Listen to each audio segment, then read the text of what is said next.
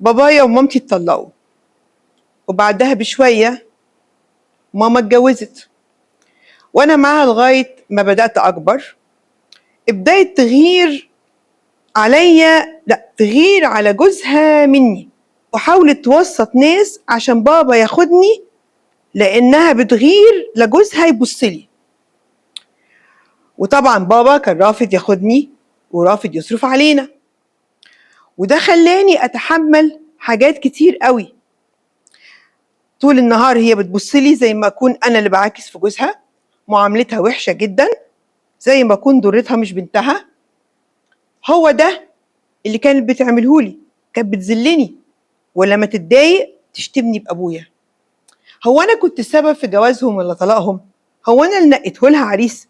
ما هي اللي اختارته، وكان اختيار غلط. أنا مالي؟ أنا ما أقدرش أبقى أدفع تمن زوج أنت اخترتيه وما كملتيش معاه. في الآخر قالت لي أنا عملت اللي عليا وتحملتك، وامشي بقى وسيبينا. وده خلاني أتبهدل جامد عشان ألاقي مكان أشتغل فيه، وإن أحمي نفسي، وإن أنا أقدر أحافظ على روحي وعلى شرفي في وسط المجتمع ده. وعرفت بعد كده إن جوزها طلقها، وعرفت إنها مريضة جدا، وبتطلب إنها تشوفني عشان أسامحها. أنا حقيقي مش عارفة هل أنا رافضة لأن أنا وحشة، ولا أنا رافضة علشان أنا مش قادرة.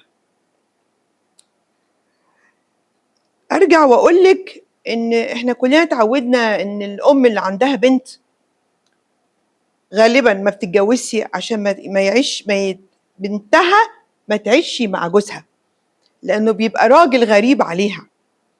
فأنا مستغربة، لأن هو الطبيعي إن كان أبوكي كمان يرفض هذا الوضع.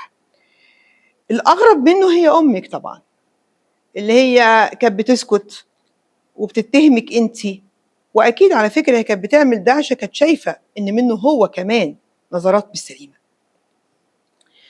هي مامتك ما ادتكيش حاجه، وانتي فعلا اتبهدلتي وتعبتي، بس هرد عليكي نفس الرد اللي قلته قبل كده. يا ستي، الضرب في الميت حرام.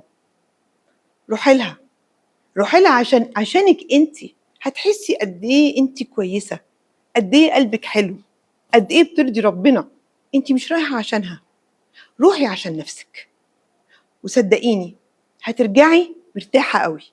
وأقولك تاني، كما تدين تدان، واللي بتعمله حلو بيقعد لك، بكرة يقعد لك في ولادك الخير كله يا رب.